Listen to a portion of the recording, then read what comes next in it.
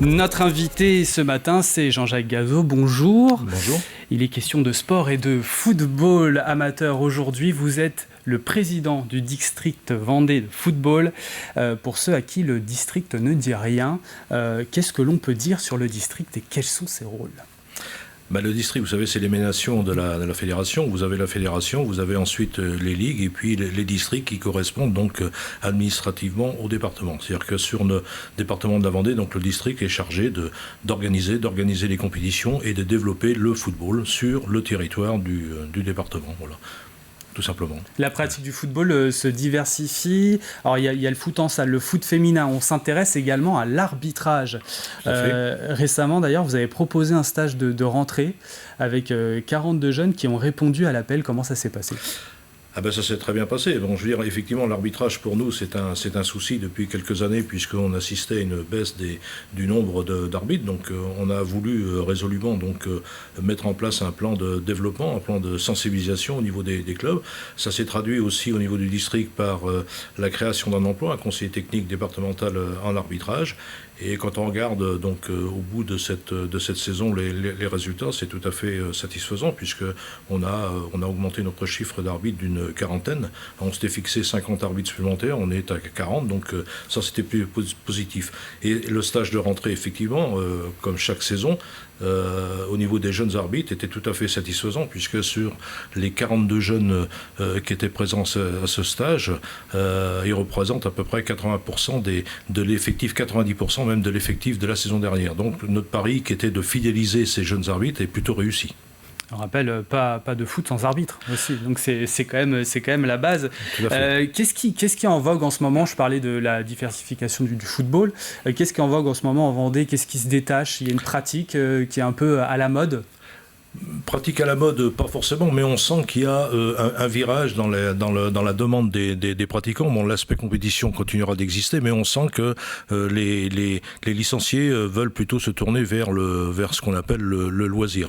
Le loisir, donc c'est pour ça qu'on a mis en place un certain nombre pas de compétitions, mais de rencontres autour du foot à 8 pour les seniors. On va développer cette année au niveau des féminines, notamment cet aspect aussi de loisirs féminins. Il y a aussi une pratique qui a tendance à se développer et c'est très bien puisque ça permet de maintenir un certain nombre de dirigeants dans le club, c'est le foot en marchand. Un foot en marchand qui s'adresse plutôt...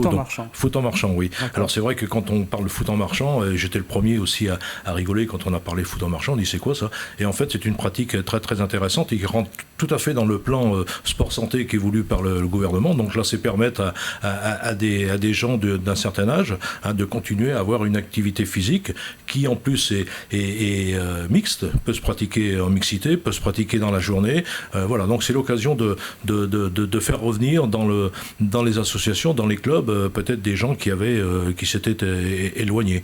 On a une dizaine de sections qui se sont créées donc la saison dernière et on espère développer un peu plus cet aspect-là, quoi.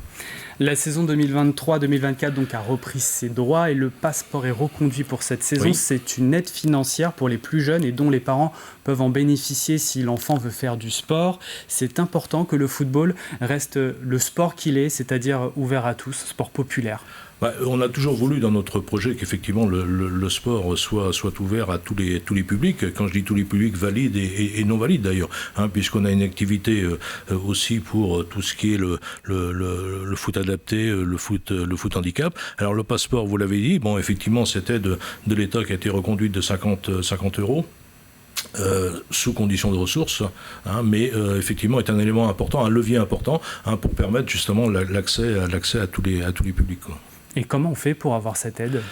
Il suffit, quand on a cette aide, lorsqu'on va prendre sa licence dans le club, de présenter donc le courrier de la CAF, la CAF ou la MSA, qui justifie donc l'octroi de cette aide, et le club donc doit du prix de sa cotisation déduire ces 50 €, et ensuite le club donc il y a toute une démarche administrative à faire à travers le compte ASSO, peut se faire rembourser donc par l'État.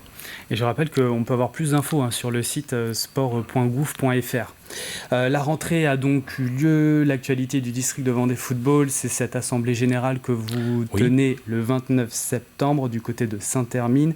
On va parler du concours aussi que vous organisez. Alors, est-ce qu'il est toujours d'actualité, ce concours photo ? Oui, tout à fait. On va l'évoquer, mais juste avant, quel est l'objet de cette assemblée ? L'assemblée générale, d'abord, c'est statutaire. Donc, il doit y avoir une assemblée générale annuelle. Donc, l'occasion de faire le bilan des activités qui ont été menées, l'occasion de présenter aussi les projets à venir, et puis l'occasion de faire un point financier donc, sur la situation du district. D'accord. Qu'est-ce qu'on peut dire sur le bilan, par exemple, de 2022-2023 ? Le bilan est largement positif. Je veux dire, il n'y a aucun souci, que ça soit au niveau des activités, que ça soit au niveau de... je parlais de l'arbitrage tout à l'heure, que ça soit au niveau financier. Donc on a un bilan positif. Le seul petit bémol, c'est peut-être par rapport au climat autour des rencontres sur lequel on veut travailler cette saison, puisqu'on assiste quand même un petit peu parfois à des attitudes qui ne sont pas toujours conformes à ce qu'on attend des sportifs et du public. Justement, j'en viens à ce concours visiblement. Valorisant les actions menées donc, dans les clubs, c'est d'envoyer une photo originale sur le thème du fair play, valeur essentielle dans tout sport d'ailleurs, pas qu'au football. On peut encore y participer, donc. Oui, bien sûr. Oui. Et en quoi donc, consiste ce concours ? On envoie ces photos à qui ? Alors effectivement, on a voulu, lors de ces journées portes ouvertes organisées par les clubs, donc d'une part les aider dans l'organisation en leur fournissant un certain nombre d'outils de vulgarisation et de communication, et puis en même temps amener une touche un petit peu, un petit concours effectivement en photo, c'est-à-dire que les clubs, lors de leur journée portes ouvertes, prennent une photo. Alors autour du thème du fair play, on a voulu que ça n'ait que le thème soit le fair play. Voilà, ils nous envoient la photo au district, au service communication du district. Il y a un jury qui va déterminer donc la meilleure photo et puis le club sera récompensé lors de l'assemblée générale du district. Et ce sont des places pour voir les matchs du FC Nantes qui sont à gagner, c'est ça ? Absolument, on a un partenariat avec le FC Nantes, donc c'est un concours photo qu'on a mis en place il y a 3 ou 4 ans.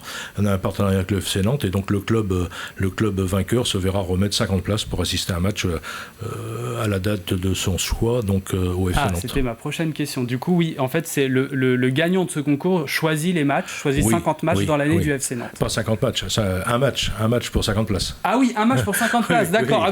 D'accord, mais ça change absolument tout, effectivement. Enfin, dernière question, qu'est-ce qu'on peut vous souhaiter pour cette saison 2023-2024 ?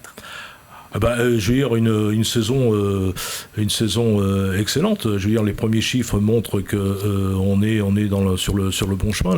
Le nombre de licenciés est en augmentation, 8%. Ça c'est un petit peu inespéré. On peut espérer effectivement que la saison puisse aller à son terme normalement.